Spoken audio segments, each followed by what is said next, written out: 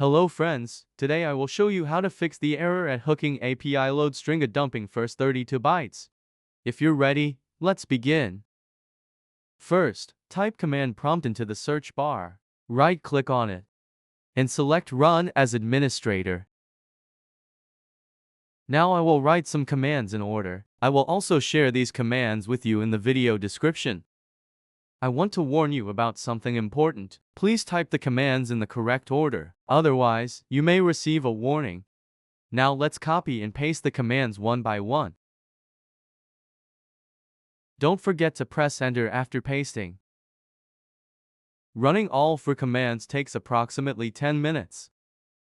Don't forget to check the video description for the commands. Also, I strongly recommend restarting your computer after running all the commands. I hope the tutorial video on how to fix the error at hooking API LoadStringA Dumping first 32 bytes has been helpful. If so, please subscribe to the Error Slayer YouTube channel and like the video. Have a good day.